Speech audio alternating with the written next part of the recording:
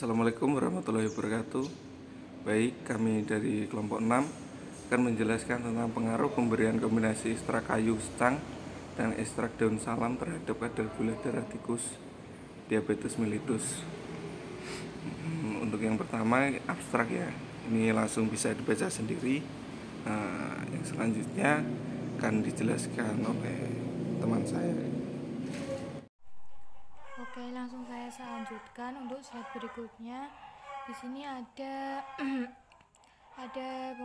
ada parameter validasi. Nah, dari hasil data pengamatan yang diperoleh dalam jurnal itu tidak ada parameter yang digunakan karena sudah fokus pada bagian ekstrak yang digunakan.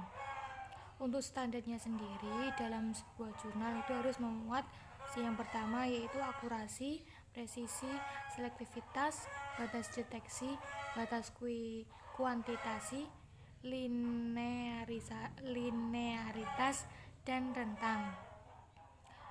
Sedangkan dalam jurnal disebutkan kalau tidak ada parameter validasinya. Jadi kesimpulannya penelitiannya itu kurang sempurna dikarenakan tidak ada parameter yang divalidasikan. Selanjutnya ada parameter spesifik.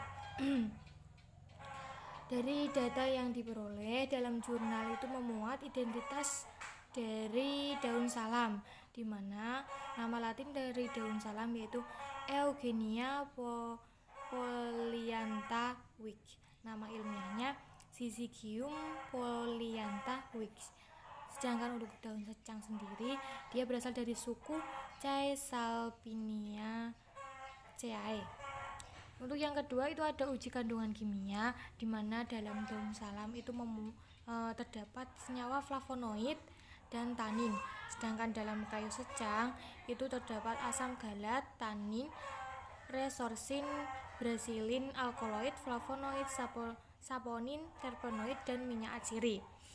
Sedangkan dalam parameter spesifik, standarnya itu harus memuat yang pertama identitas, di mana ada tata nama dan nama ekstrak pada tumbuhan yang digunakan. Yang kedua itu ada organoleptiknya mengenai bentuk, bau, warna, dan rasa. Selanjutnya ada senyawa yang terlarut dalam pelarut tertentu dan adanya uji kandungan kimia secara kromatogram.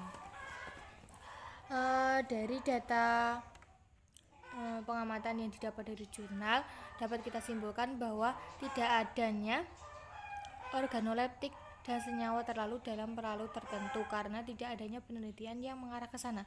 Jadi dalam jurnal itu hanya ada identitas dari si tanaman yang digunakan itu saja. Yang selanjutnya ada parameter non-spesifik. Parameter non-spesifik ini lanjutan dari parameter spesifik yang termasuk dalam standarisasi sediaan fitofarmasi. Tetapi dalam skripsi ini, tapi kita dalam kelompok kita itu mengambil tesis ya. Jadi dalam tesis ini tidak ada jurnal, tidak ada parameternya, tidak ada penelitian parameter non-spesifiknya. Pada dasarnya ada standar parameter non-spesifik, yaitu yang pertama adalah susut pengeringan, bobot jenis, kadar air, kadar abu, sisa pelarut, sisa pestisida, cemaran mikroba, cemaran aflatoksin, dan cemaran logam berat. Jadi tidak ada parameter non-spesifik yang digunakan. Selanjutnya ada uji praklinik. Pada uji praklinik ini sampel pada penelitian dibagi 30 ekor tikus umur 2 bulan diindukasikan aloksan dibagi menjadi 5 kelompok. Berarti dalam kelompoknya itu kurang lebih ada 6 ekor tikus. Yang pertama ada kontrol negatif yaitu NaCMC 1% dan pakan standar. Yang kedua kontrol positif akarbo 1,02 mg per kilogram berat badan. Yang ketiga ada kelompok ekstrak dosis 62,5 mg per kilogram berat badan. Yang keempat ada kelompok ekstrak dosis 125 mg per kilogram berat dosis. Dan yang terakhir ada kelompok ekstrak dosis 250 mg per kilogram berat badan dengan kombinasi ekstrak kayu secang dan daun salam perbandingan 1:1.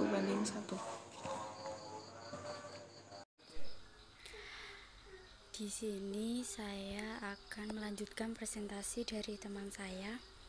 tentang judul jurnal yang sudah diambil, yaitu menjelaskan bahwa di situ tidak ada uji klinik karena penelitian ini difokuskan untuk mengetahui pengaruh pemberian kombinasi ekstrak kayu secang dan ekstrak daun salam terhadap kadar gula darah puasa pada tikus Wester yang mengalami diabetes mellitus. Jadi di dalam jurnal itu tidak menjelaskan sampai dilakukannya uji klinik. Nah, arah dari penelitian ini yaitu melihat pengaruh kombinasi ekstrak kayu secang dan ekstrak daun salam terhadap kadar gula glukosa puasa pada tikus Wester pada tikus diabetes mellitus sebelum dan setelah intervensi pada dosis 62,5 mg per kilogram berat tikus, dosis 125 mg per kilogram berat tikus, dan 200 mg per kilogram berat badan tikus. Nah, yang kedua yaitu untuk melihat pengaruh kombinasi ekstrak kayu